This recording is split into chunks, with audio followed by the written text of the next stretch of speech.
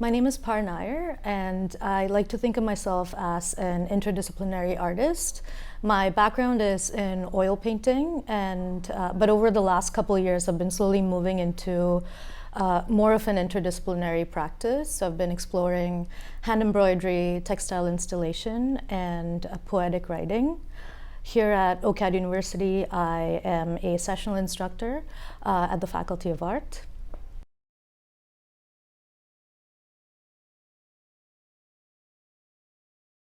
So a lot of my work has been my reflection on my lived experience as a migrant.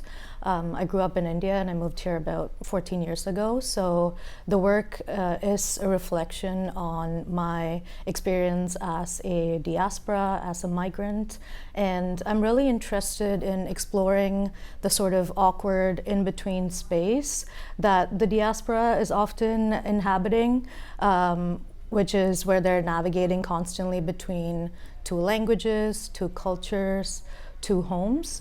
So within my work, I'm really interested in exploring sort of the grief, the longing, the sort of melancholy, and also sometimes joy. So over the last couple years, I've been making work specifically around my mother, and through that, I've been trying to tie in my relationship with my mother tongue and also my motherland, and how those relationships are sort of how they change when you move away from the place where you were born in, or the language that you were born to. So really interested in exploring those aspects within the work, and you'll see a lot of references to my mother tongue and the motherland within the textile pieces that are displayed at On-Site Gallery. The call was actually sent to me by one of my colleagues. And she saw the call and she said that your work is about like language and cultural heritage, so it would really sit well with this exhibition. So that's why I applied to it, and got in.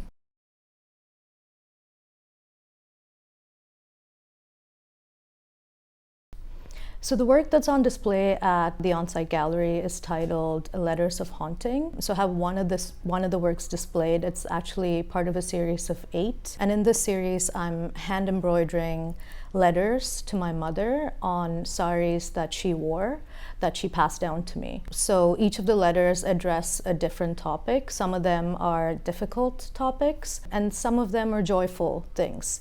So just a combination of different things. And I've used hand embroidery to sort of, repeatedly touch this material that was closely touching my mother's body. So for me, it's a way of accessing body archive and the memories that are attached to the saris. And the other cool thing is the saris were actually shared between my aunts, so my mom's sisters, and also my grandmother wore it, right? So it really has that ancestral memory attached to it. And I do see it as an extension of my ancestors. So when I'm embroidering, I do feel like it's a collaboration between me and my ancestors, and a way for me to intimately, I guess, respond to these memories that the saris hold and to the body archive that the saris hold. And I also really like the process of hand embroidery because, again, it's very intimate. You're sitting with the saris for many months, right? So you're really getting intimate with the saris, and there's a lot of repetition. Your needle is repeatedly going in and out of the sari.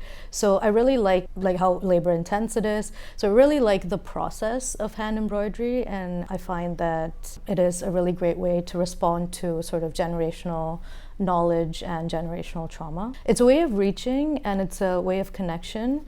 And again, because it's so repetitive, right? Like you're constantly, going in and out of the saris, I feel like it's a great way to talk about that generational knowledge, because the saris are, traditionally passed down generations. And a great way to access the memories that are attached to the saris. So in a way, the saris already have so much story to tell, and I guess I'm just adding my stories and sort of threading my stories with the stories that already sit with the saris. So the saris have been displayed in different ways. I've had it fully displayed on the floor, just on plinths on the floor. I've had it displayed the way it is displayed here at On-Site Gallery. I find the display here really effective because it reads more like a letter, and the saris are meant to be letters written to my mother. And also because of the way it's hung, you can really see how long the saris are.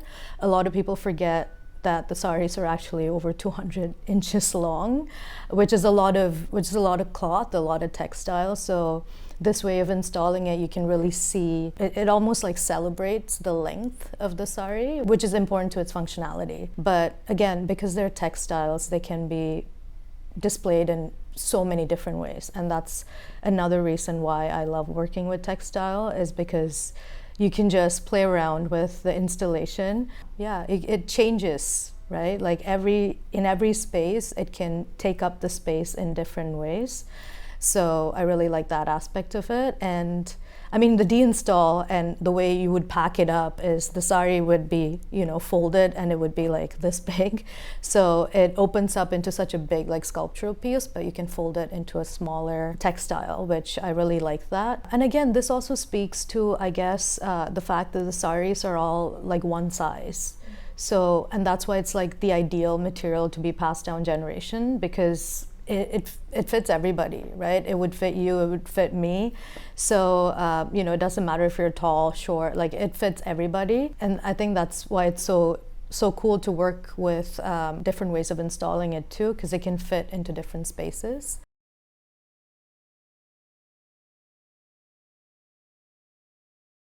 So I feel like any type of connection with the piece is great, right? Because a lot of it is writing that I've done, and putting out writing can be vulnerable, and a lot of the letters address sort of grief and vulnerable personal things.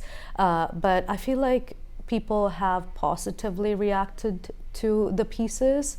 There's been a lot of really emotional responses to the piece, and I think that's great. When your artwork connects with a stranger who you have absolutely nothing in common with, I feel like that connection is, that's the reason I make, I think.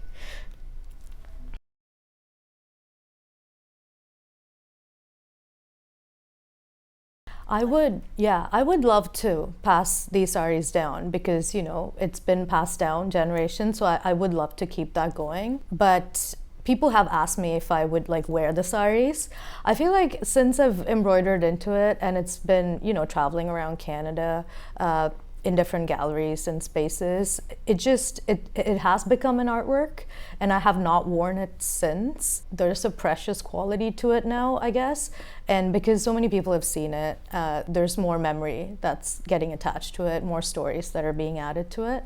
So I do see it more as an artwork now than than something that I would wear.